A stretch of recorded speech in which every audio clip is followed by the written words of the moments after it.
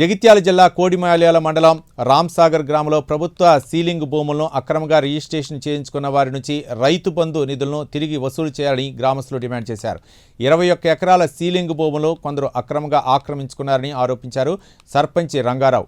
విచారణ అనంతరం ప్రభుత్వం ఆ భూములను స్వాధీనం చేసుకుని బ్లాక్ లిస్టులో చేర్చిందన్నారు. స్వాధీనం చేసుకున్న భూములను భూమి లేని పేదలకు పంపిణీ చేయాలని కోరారు.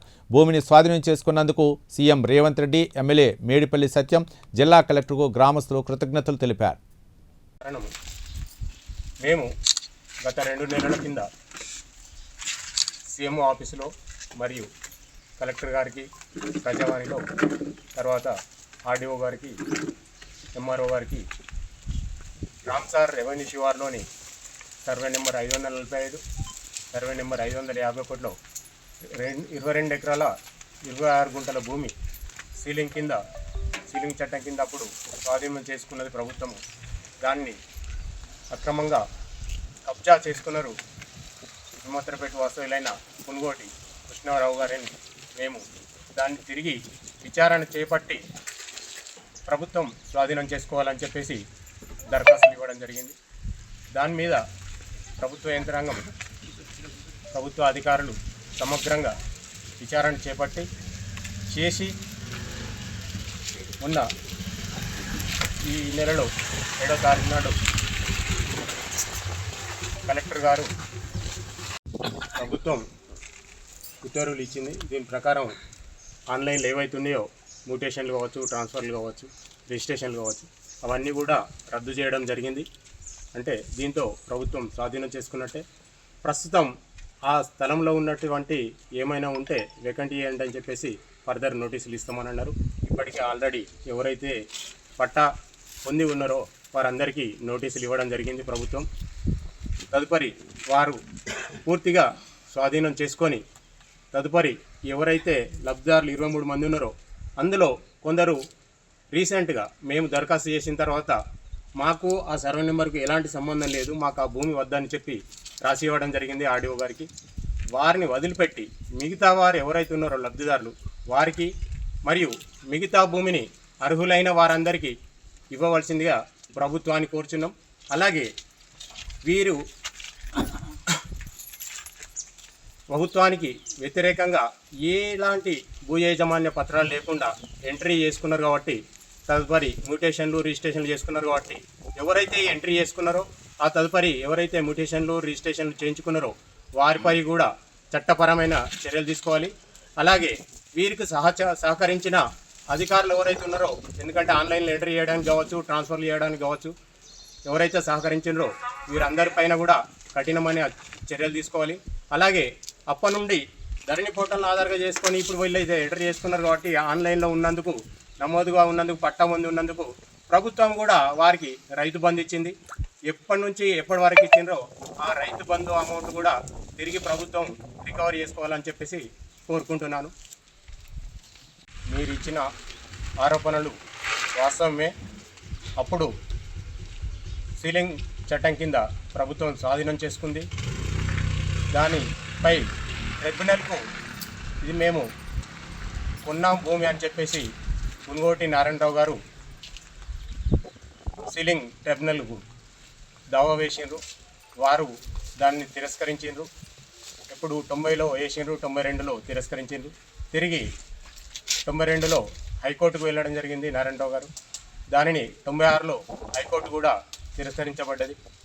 తదుపరి వారు సంతృప్తి చెందక దానిని అడంగల్ పహనీలో 74 నుండి 2013-14 వరకు పట్టాదారుగా పునుగోటి లక్ష్మణరావు, తండ్రి మంగారావు గారు పట్టాకు ఉన్నట్టుగా, తదుపరి కాస్తుకు పునుగోటి నారాయణరావు, నందన్రావు, కృష్ణారావు గారు ఉన్నట్టుగా రాయించుకోవడం జరిగింది.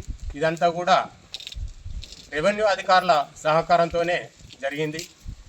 అది 1995 వరకు అలాగే ఉంది. 95 తర్వాత నారాయణరావు గారు మరణించిన తర్వాత పునుగోటి నందన్రావు, కృష్ణారావు గారు పహనీకి మాత్రం 2013-14 వరకు ఉన్నారు. తదుపరి టీఆర్ఎస్ గవర్నమెంట్ వచ్చిన తర్వాత 14లో గవర్నమెంట్ వచ్చింది. పహనీలన్నీ హ్యాండ్ ఓవర్ చేసుకొని ప్రభుత్వం 16లో ధరణి పోర్టల్ తేవడం జరిగింది. ధరణి పోర్టల్లో ఉన్న లొసుకులను ఆధారంగా చేసుకొని భూ యాజమాన్య పత్రాలు అనేటి దానికి సంబంధించిన ఏ పత్రాలు లేకుండా ఆ లొసుగులను ఆధారంగా చేసుకొని ఎంట్రీ చేయించుకోవడం జరిగింది పునుగోటి కృష్ణారావు గారు. అలాగే గోలి ఐలయ్య గారు, పునుగోటి కృష్ణారావు గారు 21 ఎకరం 26 గుంటలు, అలాగే గోలి ఐలయ్య గారు ఎకరం రాయించుకున్నారు, ఎంట్రీ చేయించుకున్నారు ఆ లొసుగులను ఆధారంగా చేసుకొని. తదుపరి మోక మీదకి వెళ్ళి గోలి ఐలయ్య గారు వ్యవసాయం సాగు చేసుకుంటున్నారు ఎకరం 545లో. అదే 545లో మిగతా భూమిని పునుగోటి కృష్ణారావు గారు సాగు చేసిండ్రు. తదుపరి 2020లో పునుగోటి విజయ హనుమంతరావు గారికి విక్రయించారు. తర్వాత 551లో వడ్ల సతీష్ గారికి, వడ్ల ఉమాదేవి గారికి విక్రయించారు. ఈ మ్యూటేషన్లన్నీ కూడా ఆన్లైన్లో ధరణి పోర్టల్ ఉంది కాబట్టి మ్యూటేషన్లు కూడా జరగడం జరిగింది, ట్రాన్స్ఫర్లు కూడా జరగడం జరిగింది. ఇవన్నిటిపైయే మేము సీఎంఓకు ఇవ్వడం జరిగింది. తదుపరి ప్రజావాణి జిల్లా కలెక్టర్ జగిత్యాల గారికి ఇవ్వడం జరిగింది. దీనిపై సమగ్రంగా విచారణ చేపట్టి ఉన్న ఇదంతా నిజమే అని చెప్పేసి కలెక్టర్ గారు ఇవన్నీ రద్దు చేయాలి, మ్యూటేషన్లు కానీ ఆన్లైన్ ఎంట్రీ కానీ ఏది కూడా నిజం కాదు, ఇవన్నీ ఆధారం లేనిది చేసిండ్రు, ఇవన్నీ సరైనవి కావు అని చెప్పేసి ఇవన్నీ రద్దు చేయాలి, ప్రభుత్వం స్వాధీనం చేసుకోవాలని చెప్పేసి ఉత్తర్వులు ఇవ్వడం జరిగింది. కావున ప్రభుత్వం నిబద్ధతతో చేసినందుకు కాంగ్రెస్ ప్రభుత్వం కావచ్చు, ముఖ్యమంత్రి గారు కావచ్చు, అలాగే ప్రభుత్వ అధికారులు జిల్లా స్థాయి నుంచి గ్రామ స్థాయి వరకు కలెక్టర్ గారు, ఆర్డీఓ గారు, ఎంఆర్ఓ గారు, జీపీఓ గారు, ఆర్ఐ గారు, వీరందరికీ మా గ్రామ ప్రజలందరితో తరఫున ప్రత్యేక ధన్యవాదాలు తెలియజేసుకుంటున్నాను. కొడిమేర మండలం డాక్టర్ బొల్మల సత్తయ్య. నాకు 30 ఏళ్ళ కిందనే పట్ట ఇచ్చింది. నాకు తెల్ల పేపర్ పట్టి ఇచ్చి మళ్ళీ తీసుకుపోయారు, వాపసు తీసుకుపోయి పట్టా ఇస్తాను, పాస్బుక్ ఇస్తాను తీసుకుపోయారు. ఆ పాస్బుక్ ఇస్తాను తీసుకుపోయి బాగానే మందికి ఇచ్చారు. మొత్తం మా ఊళ్ళో 16 మందికి ఇచ్చారు. ఒక ఓసీకి ఇచ్చారు, ఇంకా బీసీలకు ఇచ్చారు.